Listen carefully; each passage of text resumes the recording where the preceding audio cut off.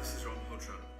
Are you an aspiring entrepreneur or maybe an established entrepreneur who has been told that it is important to outsource work and that the only way to scale and grow your business is by delegation? Now, if you are in the entrepreneurial space, you have no doubt come across this whole philosophy that you must outsource and delegate. And the common view is that anything that is considered to be a low value task, something that doesn't provide you with an optimum return on your time, should be outsourced or delegated to somebody else so you can focus and concentrate and put all of your resources and time into the activities that provide you with the greatest ROI, the return on investment on your time. So for example, if your normal hourly rate for consulting is, let's just say $300 an hour, and there is work that you're doing that could be outsourced for maybe $40 an hour, then you're better off outsourcing that so you can do more of the $300 an hour work, and that from a principal perspective, that makes complete sense. Having said that, being able to delegate and outsource is something that a lot of entrepreneurs struggle with. So one of the reasons is that a lot of entrepreneurs and business owners are just control freaks and they want to control everything, and so they struggle in just being able to outsource activities because they want to maintain control. Typically, entrepreneurs and business owners like that will put a lid on the growth of their business because of their inability to be able to trust anyone and their inclination to want everything perfect. So that's basically a mental issue that they've got. But beyond that, some entrepreneurs are more than willing to delegate and outsource, but are unable to do that because for them, the question is, well, how do I get the money if I'm not making enough money?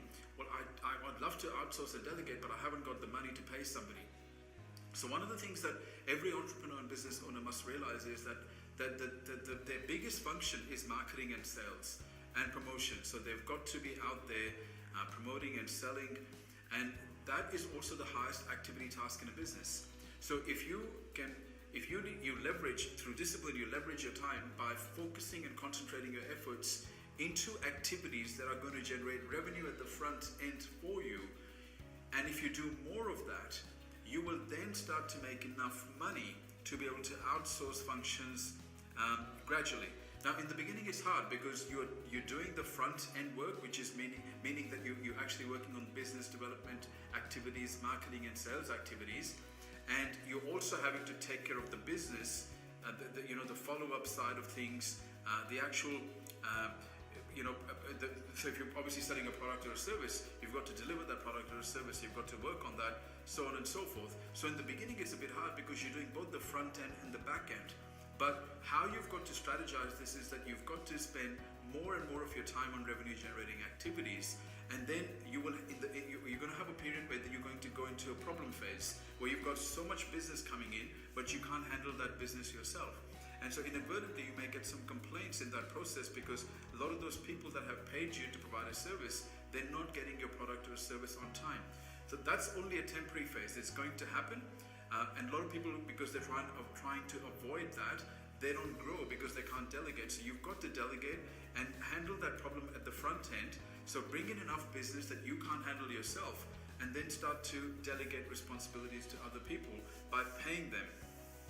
Or if you can't pay them, then maybe look at offering them an opportunity within your business to be a part of the business. But this is something that you have to do. So you have to, with discipline, identify the highest and most top revenue producing activities in your business, and make sure that you're spending more and more of your time in those activities. Don't forget, at the end of the day, the core function of a business is to acquire a client and to keep it. That's the core function of a business. Yes, of course, you want to be serving a purpose, you want to be making an impact, you want to be making a difference, and those are also functions, but the core function at the end of the day is to acquire a client and to keep them. And if you can't acquire a customer or a client and keep them, you don't have a business. And if you are constantly going to be scared of delegating, and you are finding reasons not to work on high value tasks, you're going to put a lid on the growth of your business. Thanks for watching.